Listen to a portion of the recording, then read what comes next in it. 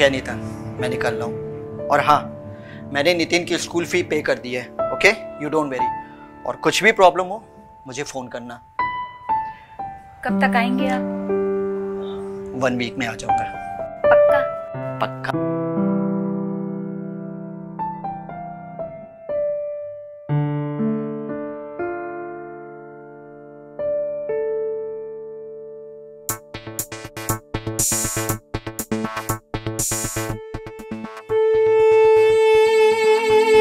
मैं अनीता मल्होत्रा, एक अमीर पति की पत्नी। हाँ, अब मेरी यही पहचान है। एक औरत के लिए शादी सिर्फ एक समझौता है जो वो अपनी लाइफ से करती है। एक अच्छी और सिक्योर फैमिली लाइफ के लिए एक औरत अपनी मर्जी, अपने शौक, अपनी आज़ादी और अपनी इच्छाओं का गला घोंट देती है।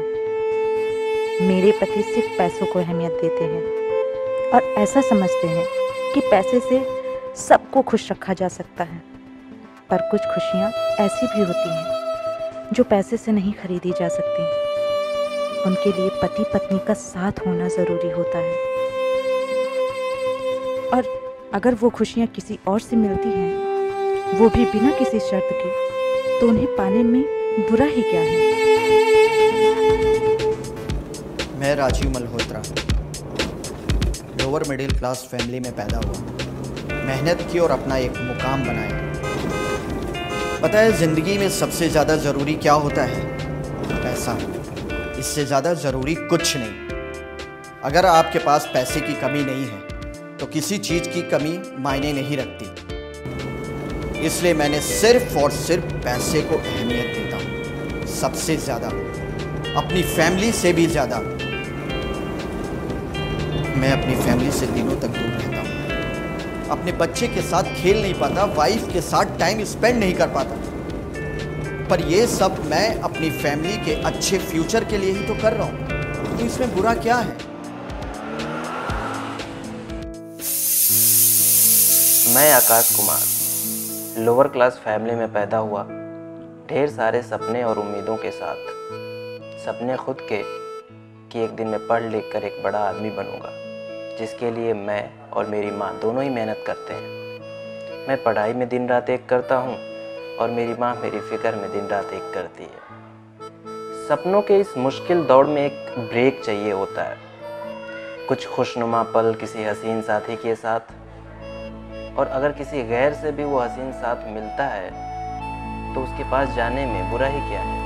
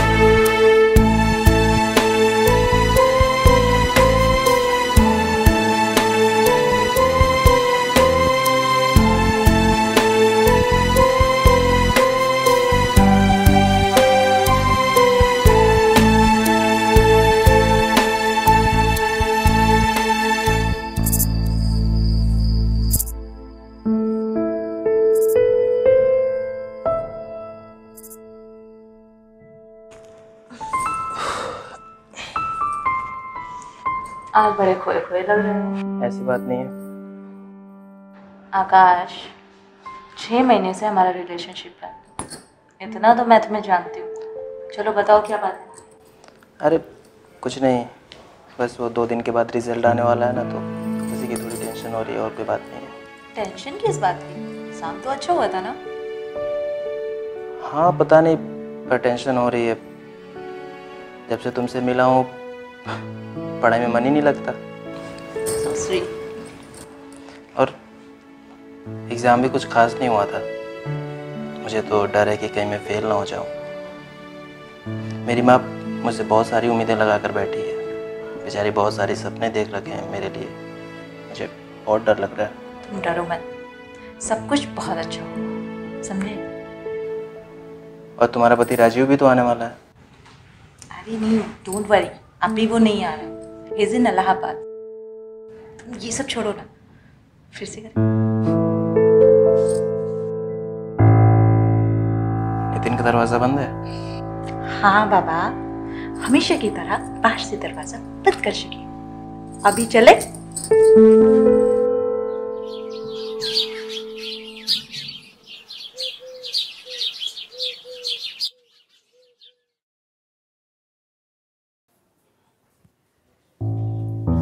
आकाश, आकाश बेटा, हाँ माँ।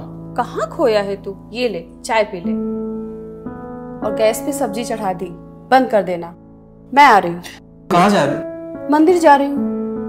आज तेरा रिजल्ट आएगा ना, उसी के लिए प्रार्थना करने जा रही हूँ। आज हम दोनों की मेहनत सफल हो जाएगी और तू पास हो जाएगा तो मुझे दुनिया की सारी खुशी मिल जाएगी। पास तो हो ही जाऊंगा माँ, भगवान मेरी नहीं तो उसे तुम्हारी तो सुननी पड़ेगी ना। हाँ मेरा अच्छा बेटा, तू चाय पी ले, मैं अभी आती हूँ थोड़ी देर में। और हाँ, गैस बंद कर देना, खोया खोया रहता है।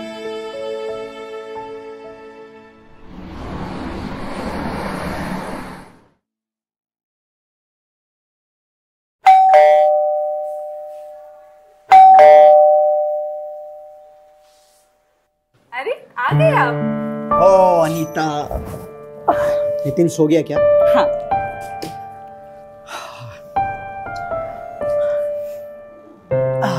आपकी ट्रिप कैसी रही? बहुत अच्छी रही Anita. I am so tired यार, मैं नहाने जा रहा हूँ। मेरे लिए एक चाय बना दो प्लीज, फिर मैं सोऊंगा। क्या राजीव, मतलब अभी तो आप आए हैं और आते ही आपको सोना है?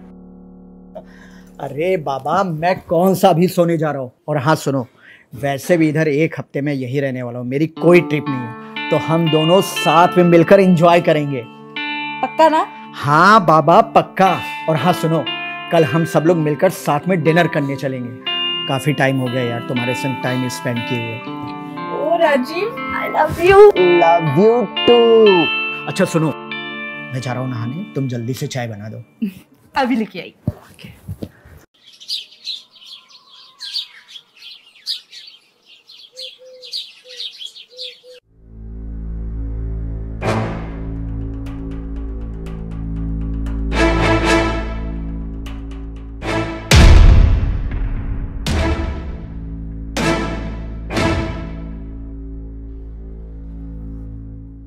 अरे अनीता यार, शाम के 7 बज चुके हैं यार। और ये क्या, अभी तक नितिन भी रेडी नहीं हुआ है। पापा, I am ready. Yeah, that's my good boy. But आपकी मम्मी कहाँ है? अभी तक तो रेडी हुई नहीं। अनीता चलो यार, देरी हो रही है। ओहो, आ गई। इतने टाइम के बाद पति के साथ जा रही हूँ बाहर, तो रेडी होने में टाइम लगेगा ना। अच्छा बाबा ठीक है, चलो। एक सेकंड। हेलो, हाँ विजय बोलो। व्हाट? एक काम करो, तुम संभालो वहां पे, मैं अभी निकल रहा हूं। ओके अनीता, मुझे निकलना पड़ेगा यार। पापा आप हमेशा ही ऐसे करते हैं, आपसे हम बात नहीं करेंगे। Anita I am so sorry यार, अगर मैं वहां नहीं गया तो एक बहुत बड़ी डील मेरे हाथ से निकल जाएगी, बहुत ज्यादा लॉस हो जाएगा। और आखिर मैं ये सब किसके लिए कर रहा हूँ? हाँ, तुम्हारे और नितिन के लिए ही तो मैं कर रहा हूँ। नहीं राजीव, तुम अपने लालच को फैमिली का नाम मत दो। तुमने सोचा कि नितिन को कैसा फील होता होगा जब वो अपने दोस्तों को उनके पापा के साथ में टाइम स्पेंड करते हुए देखता होगा? और मेरा क्या? मेरे लिए तुम्हारी कोई जिम्मेदारी नहीं बनती है? अनीता प्लीज समझने की कोशिश करो यार, किस चीज की कमी है तुम लोगों को? सारे ऐशो आराम मैंने तुम लोगों को दिए हैं। कमी है राजीव, तुम्हारी कमी है। तुम हर चीज पैसों से नहीं खरीद सकते। अरे मेरी भी कुछ जरूरतें हैं जो सिर्फ तुम पूरी कर सकते हो, तुम्हारे पैसे नहीं, समझे? अनीता प्लीज समझने की कोशिश करो, आखिर मैं दिन रात तुम्ही लोगों के लिए तो काम कर रहा हूँ। बस राजीव बस, बहुत समझ चुकी हूँ मैं और बहुत समझा चुके आप। अब आप सिर्फ अपना काम कीजिए। अनीता, अनीता प्लीज यार, अनीता समझने कोशिश करो।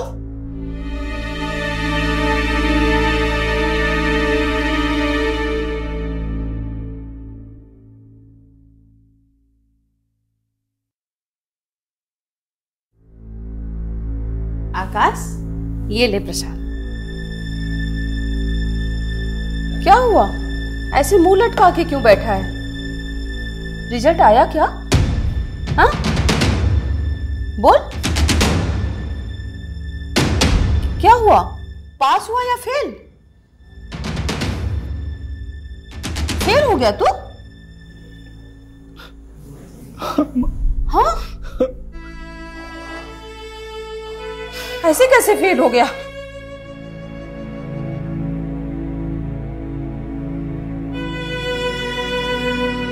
बेटा, तूने तो बोला था तेरा एग्जाम बहुत अच्छा हुआ है। हाँ, रात रात भर जाकर पढ़ाई की थी तूने, और तू बोल रहा है फेल हो गया।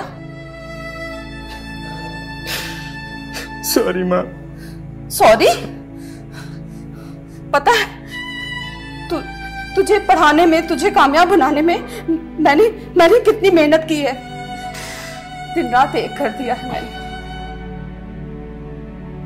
कब से इंतजार था इस दिन का कि तू पास हो जाएगा और ऑफिसर बनेगा और हमारे बुरे दिनों का अंत होगा। पर तू फेल हो गया। कोई बात नहीं बेटा, तेरा कोई दोष नहीं है, हमारा तो नसीब ही खराब है। ऊपर वाले ने किस्मत में जब दुख लिखा है तो सुख कहां से मिलेगा?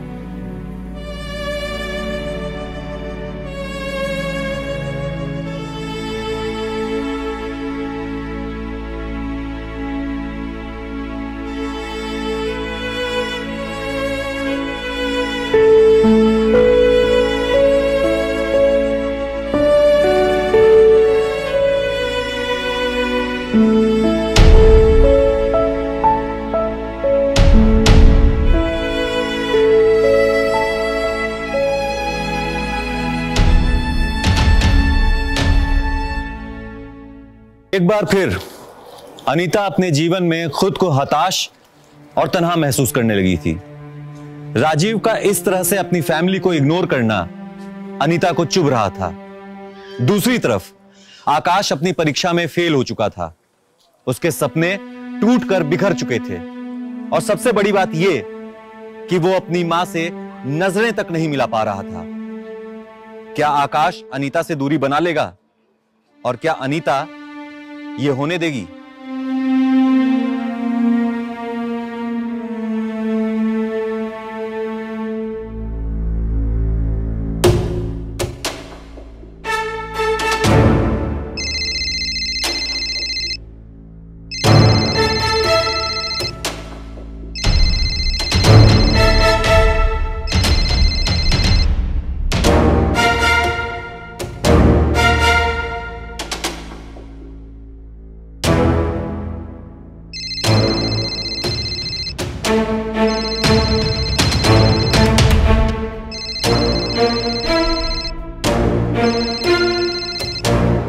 आकाश, फोन क्यों नहीं उठा रहे थे? मैं कब से तुम्हें फोन लगा रही हूँ। मुझे बात नहीं करनी है। बात नहीं करनी? ऐसे कैसे बात नहीं करनी? मैंने बोला ना मुझे बात नहीं करनी है। एक बार में समझ में नहीं आता क्या तुम्हें? सॉरी आकाश, वो मैं थोड़ा टेंशन में थी इसलिए। I am sorry. तुम कुछ डिस्टर्ब लग रहे हो। आकाश, तुम ना एक काम करो, तुम ना अभी मेरे पास आ जाओ, मैं सब ठीक कर दूंगी। क्या ठीक कर दोगी तुम? क्या आता है तुम्हें, बताओ? सिवाय अपने हवस में जाने के। आकाश, पता भी है क्या बोल रहे हो? हाँ, मुझे सब पता है मैं क्या बोल रहा हूँ। तो तुम अगर नहीं आओगे ना तो मैं तुम्हारे घर आ जाऊंगी, वो भी चोरी चुपके नहीं, दरवाजे से। मुझे अब कोई फर्क नहीं पड़ता है, तो तुम समझाते रहना अपनी मम्मी को। मैं आता हूँ।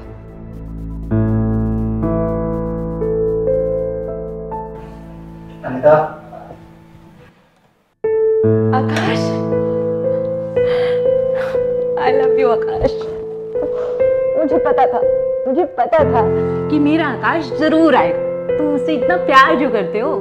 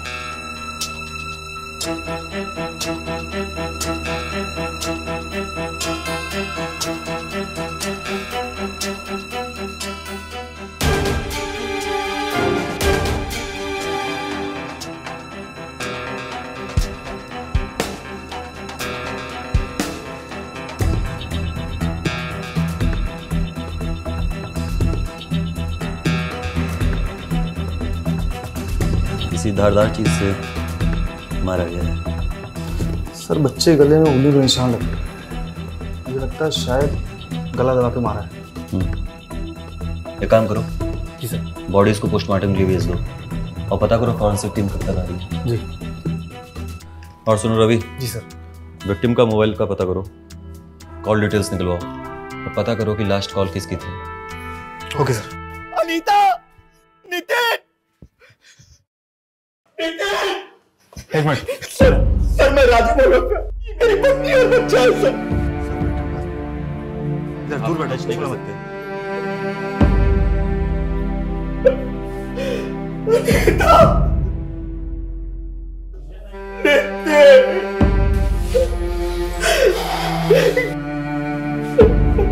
देखिए राजीव, हम आपका दुख समझ सकते हैं, लेकिन हमारी भी कुछ फॉर्मेलिटीज होती हैं जो हमें पूरी करनी पड़ेंगी।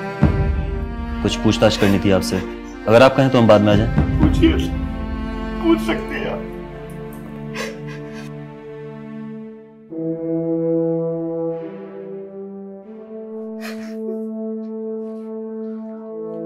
राजीव जी, क्या करते हैं आप? और जब ये हादसा हुआ तो आप कहाँ थे? सर, मेरा इंपोर्ट एक्सपोर्ट का काम है और इसी सिलसिले में मेरे बाहर के टूर ज्यादा लगते रहते हैं। मुझे क्या पता था कि मेरे जाने के बाद इस तरह का हादसा हो जाएगा। बाहर मतलब कहाँ? शहर से बाहर? Yes sir, Allahabad. किसी से कोई लड़ाई झगड़ा या? सर, बिजनेस फील्ड में कुछ लोग ऐसे हैं जो मुझसे चिढ़ते हैं, लेकिन वो लोग सर ऐसा काम बिल्कुल नहीं कर सकते सर। आपको किसी पे कोई शक है? नहीं सर। राजीव जी, आप बुरा मत मानिएगा, लेकिन ये हमारा काम है पूछताछ करना। आपने अभी बताया कि आप अधिकतर शहर से बाहर रहते हैं, तो कहीं ऐसा तो नहीं कि आपकी गैर मौजूदगी में अनीता जी का कोई अफेयर चल रहा हो और जिसके कारण उनका कत्ल हो गया हो? सर, ये आप क्या बात बोल रहे हैं? मेरी अनीता बिल्कुल ऐसी नहीं थी सर।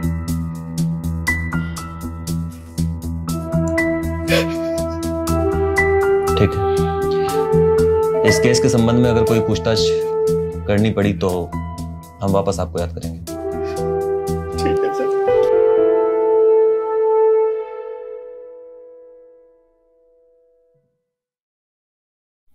सर। सर ये रही अनीता के और उसके बेटे की primary postmortem report. Sir report के हिसाब से अनीता का गला रहता गया है, किसी चाकू जैसे तेज हथियार से। बाकी डिटेल आने वाली है। सर ये अनीता के बेटे को गला दबाकर मारा गया है। कोई मर्डर वेपन मिला? सर अभी नहीं, लेकिन छानबीन जारी है।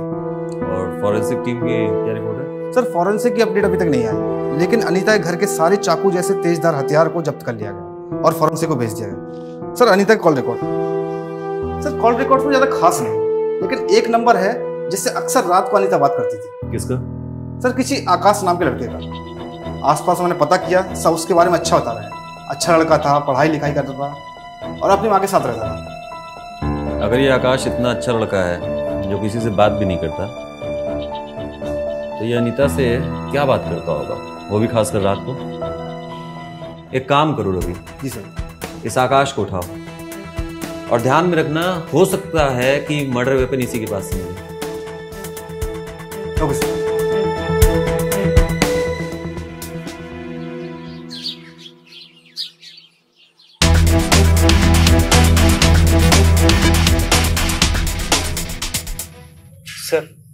आप मुझे यहाँ क्यों ले आए सर? मैंने किया क्या है? बड़ा मासूम है यार ये तो, हैं? इसलिए कि तूने अनीता का कत्ल किया है। अब साफ साफ बता। सर मैंने अनीता का कत्ल नहीं किया सर। अच्छा, तूने नहीं किया? नहीं सर। तो उसने मरने वाली रात तुझे लास्ट कॉल क्यों की थी? तुम लोग रात भर घंटों बात करते थे, क्यों? बताओ ना, मारूंगा अभी। नहीं सर, मत मारिए सर। मैं सब कुछ बताता हूँ। बता, जल्दी बता। एक्चुअली सर, मेरा और अनीता का सर अफेयर था सर, पिछले 6 महीनों से। सर मैं ज्यादातर पढ़ाई में रहता था अपना। अनीता सर छत पर आती थी, मैं उसको देखता था कभी कभी सर। वो भी बिल्कुल अकेली पड़ गई थी सर। राजीव अपने काम की वजह से हमेशा बाहर रहता था सर। मैं भी पढ़ के थक गया था सर। मुझे भी थोड़ा ब्रेक चाहिए था।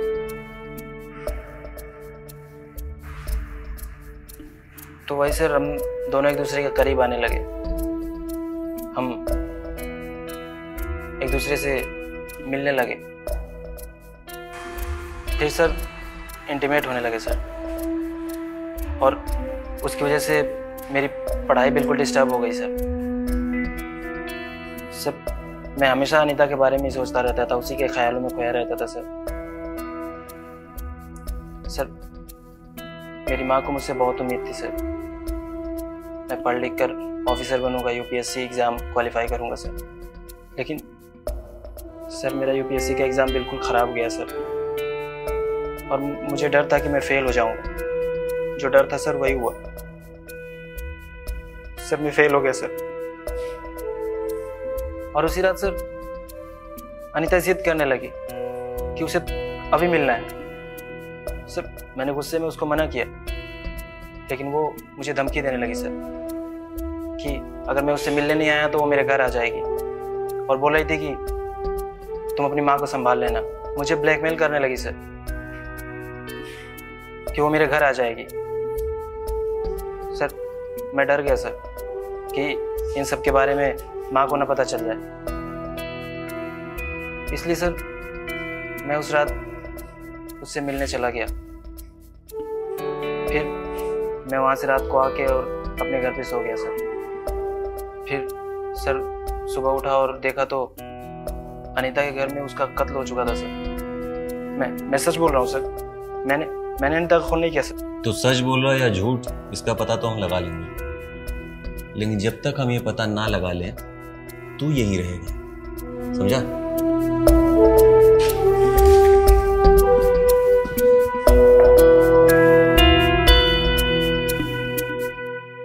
सर अगर आकाश सच बोल रहा है तो अनीता को किसने मारा होगा? मतलब इतना क्लोज कोई था भी नहीं। सही कह रहे हो, लेकिन अगर इस आकाश की माने तो राजीव और अनीता का हमेशा झगड़ा होता था, वो भी इस बात पे कि राजीव अपनी फैमिली को टाइम नहीं देता, खास करके इस अनीता को। इसीलिए अनीता ने आकाश से अफेयर शुरू किया। हो सकता है कि राजीव ने अनीता और आकाश को एक साथ देख लिया हो और गुस्से में आकर अनीता का कत्ल कर दिया हो सकता है सर, किसी का भी खून खोलेगा। एक काम करो रवि, इस राजीव की कॉल डिटेल्स निकलवाओ, इसके हर जानने वाले से बात करो, इसकी पूरी कुंडली बनाओ, और हाँ ये भी पता करो कि ये वाकई में उस रात शहर में था या शहर से बाहर। जी सर, ओके।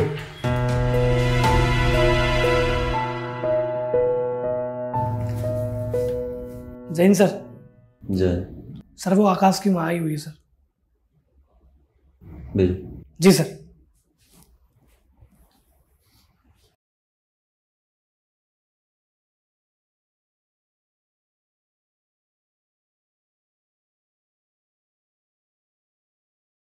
बैठिए। सर आप आकाश को क्यों लाए हो? उसने क्या किया है? वो तो बहुत सीधा बच्चा है, वो कुछ गलत नहीं कर सकता। देखिए पहले आप शांत हो जाइए। हमें शक है कि आपके बेटे आकाश ने अनीता का मर्डर किया है। नहीं नहीं, ऐसा नहीं। मेरा बेटा तो किसी को नजर उठा के नहीं देखता, तो वो खून क्या करेगा? देखिए, शायद आपको ये बात पता नहीं है कि आपके बेटे आकाश का और अनीता का पिछले 6 महीने से अफेयर चल रहा था, इसीलिए वो अपनी परीक्षाओं में भी फेल हो गया और यहाँ तक कि मर्डर वाली रात भी वो अनीता से मिलने गया। ये आप क्या कह रहे हैं साहब? जी, मेरा बेटा ऐसा नहीं है, वो किसी का खून नहीं कर सकता। आपको जरूर कोई गलतफहमी हुई है। मेरा आकाश ऐसा नहीं है। मुझे एक बार उससे मिल लेने दो। शाम, मेरे बेटे से मुझे मिल लेने दो। देखिए, अभी हमारी इंक्वायरी चल रही है, लेकिन इस बात का आपसे वादा है कि अगर आपके बेटे आकाश ने कुछ नहीं किया है तो उसको कुछ नहीं होगा। लेकिन अभी हमारी पूछताछ चल रही है, तो इस बीच कोई मुझसे मिल नहीं सकता। तो अभी आप प्लीज घर जाइए।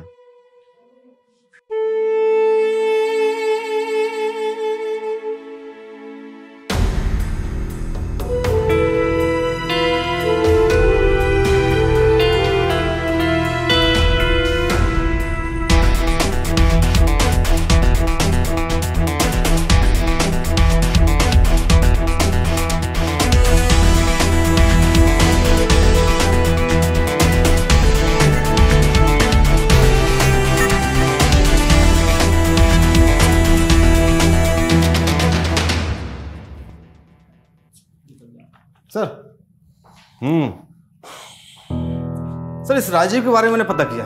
इसके लाइफ में सबसे ज्यादा इंपॉर्टेंट था पैसा, और कुछ नहीं। सर, ये कल निकला तो इलाहाबाद के लिए था, लेकिन वहां पहुंचा नहीं, बल्कि अपने इसी शहर में था, किसी होटल में अपनी गर्लफ्रेंड के साथ। बहुत अच्छी बात है। इसका मतलब राजीव का भी अफेयर शुरू है। जी सर।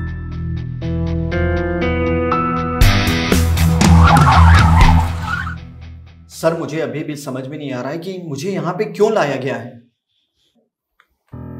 ये पूछने के लिए कि तुमने अपनी बीवी को क्यों मारा है। What? जी सर, मैं अपनी बीवी को क्यों मारूंगा? और मैं पहले भी आपको बता चुका हूं कि उस रात मैं घर से बाहर गया हुआ था। अच्छा, कहाँ गए हुए थे? मैं बताता हूं। तुमने हमें झांसा जरूर दिया था कि तुम इलाहाबाद गए हो, लेकिन तुम थे यहीं, इसी शहर में। सर, बोलो, क्यों बोला था झूठ? मैं डर गया था। तुम्हें मालूम था कि अनीता और आकाश का अफेयर चल रहा है। क्या?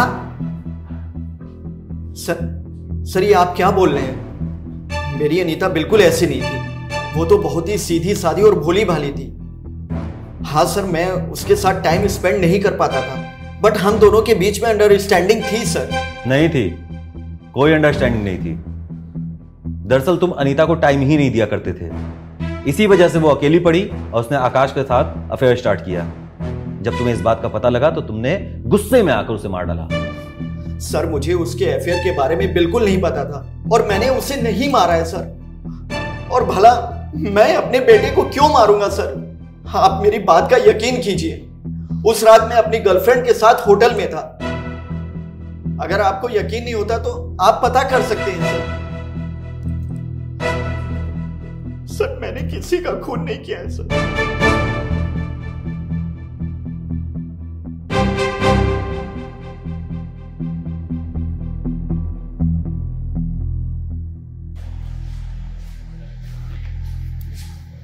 मैडम, मुझे अब मेरे आकाश से मिलना है, उसके लिए खाना लाई हूँ। कल से भूखा है मेरा बेटा। आप बैठिए, अभी मैं सर आते हैं, मैं आपकी बात कराती हूँ सर से।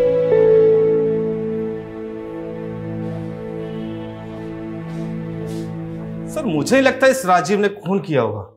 वो तो कुछ भी बोलेगा। ये कंफर्म तो तभी होगा जब फॉरेंसिक रिपोर्ट आएगी। वैसे भी 100 तक रिपोर्ट आ ही जाएगी। गुड। मुझे समझ नहीं आ रहा था कि आखिरकार अनीता का कत्ल किसने किया है। मोटिव राजीव और आकाश दोनों के पास थे, लेकिन इन दोनों में से किसी के खिलाफ मेरे पास कोई पुख्ता सबूत नहीं था। अब मुझे इंतजार था तो फॉरेंसिक रिपोर्ट का। ये देखता हूं क्या कर सकता हूं उसके लिए। हाँ, मैं कॉल करता हूं आपको। Sir, forensic report. Sir, report के हिसाब से खून लोहे के चाकू से हुआ है। इसके हिसाब से तो 90% चांसेस हैं कि उसी चाकू से कत्ल हुए हैं जो हमें आकाश के घर से मिला है। इसका मतलब खून आकाश ने किया है। चलो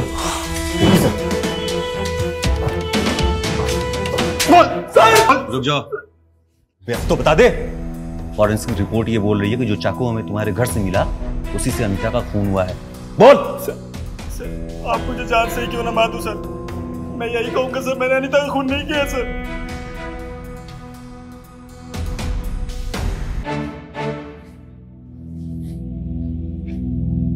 और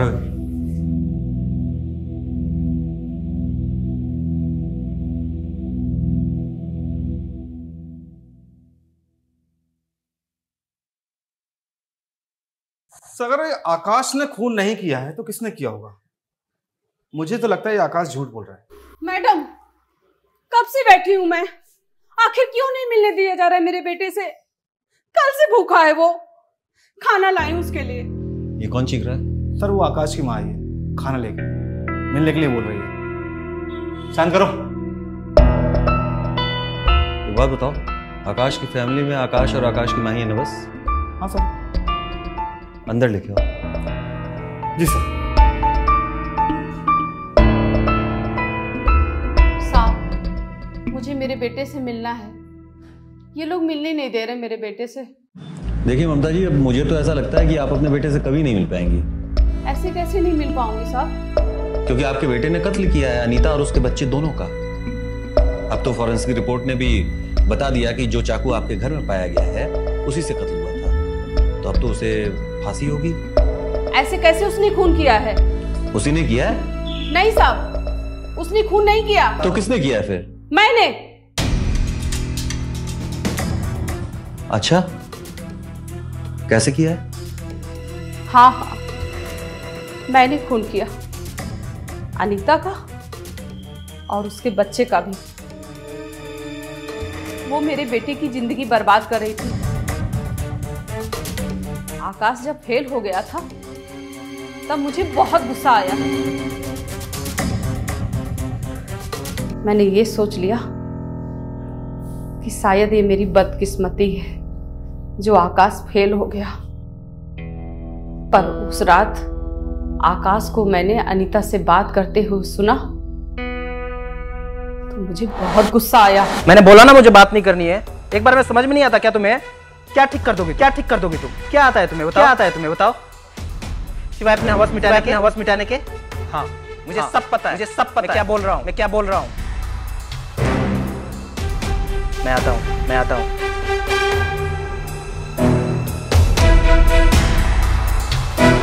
आकाश को ब्लैकमेल कर रही थी, चाहते हुए भी आकाश को उसके पास जाना पड़ा।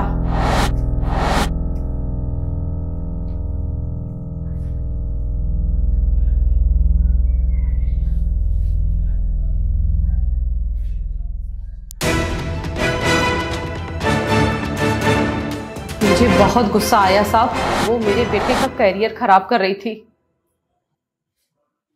और मैं अपने बेटे को बर्बाद होते नहीं देख सकती थी, इसीलिए मैंने उसे मारने का फैसला ले लिया।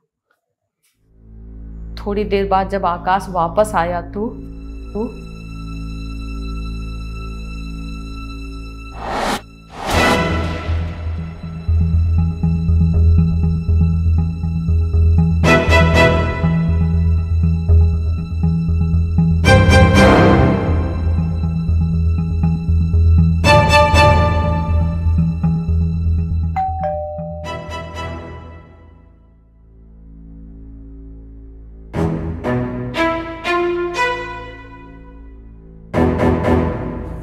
आप आइए बैठिए।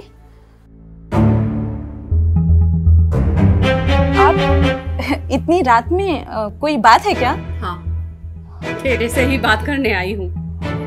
हाँ तो बताइए ना। क्यों बर्बाद कर रही है मेरे बेटे को? क्या बकवास कर रही हैं आप? बकवास कर रही हूँ? मैं सब जानती हूँ। तेरा और मेरे बेटे का अफेयर चल रहा है और तू उसे बर्बाद कर रही है। अच्छा तो आपको पता चल ही गया। अच्छा है। वैसे आपको एक बात तो पता होगी ना कि ताली कभी एक हाथ से नहीं बजती। आपके बेटे और मेरे बीच जो कुछ भी हुआ वो हम दोनों की मर्जी से हुआ, और अब आपका बेटा कह रहा है कि वो मेरे साथ नहीं रहना चाहता। ऐसे कैसे नहीं रहना चाहता? मैं आपके बेटे को किसी भी कीमत पे अब छोड़ नहीं सकती। ऐसे कैसे नहीं छोड़ सकती? हाँ, ऐसे कैसे नहीं छोड़ सकती मेरे बेटे को? क्या कर लेंगे आप? हाँ? और ये छोड़िए मेरा हाथ।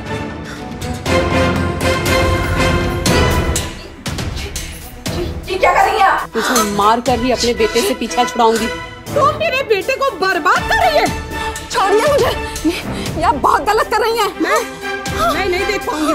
मैं अपने बेटे को बहुत प्यार करती हूँ। हाँ, छोड़िए मुझे।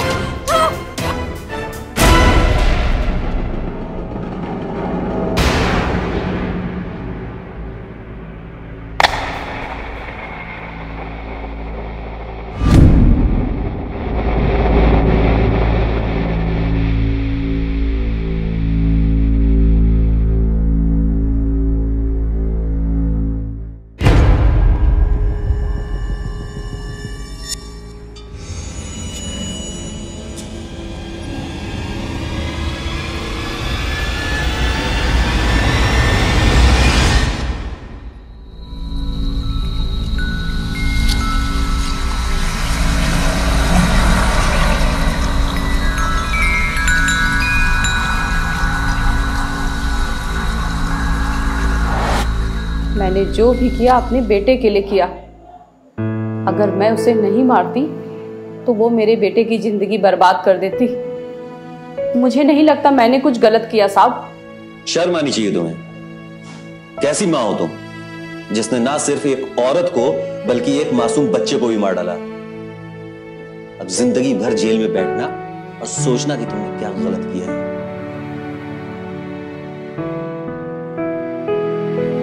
ले जाओ इन्हें। चाहतें और जरूरतें हर इंसान की होती हैं, उन्हें पूरा करना भी जरूरी होता है, पर उन चाहतों और जरूरतों की कीमत भी जानना जरूरी होता है। राजीव का पैसों के पीछे भागना बिल्कुल गलत नहीं था, क्योंकि हर इंसान अपने जीवन में ज्यादा से ज्यादा पैसे कमाना चाहता है, लेकिन उसके साथ जरूरी है तो उतना ही समय परिवार को भी देना।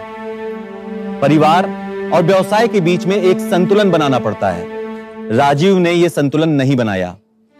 अनीता ने जो भी किया वो गलत था। अगर राजीव उसे समय नहीं दे पा रहा था तो अनीता को राजीव से खुलकर बातें करनी चाहिए थी। अगर खुलकर बातें होती तो शायद राजीव अनीता के मर्म को समझ पाता। आकाश ने जो किया बिल्कुल गलत किया। आकाश की मां ने उससे ढेर सारी उम्मीदें लगा रखी थी, लेकिन आकाश अपने मोटिव को छोड़कर अनीता की प्रेम कहानी में फंसता चला गया। अगर आकाश ने अपने मोटिव के ऊपर जरा भी ध्यान दिया होता तो शायद वो आज एक ऑफिसर होता।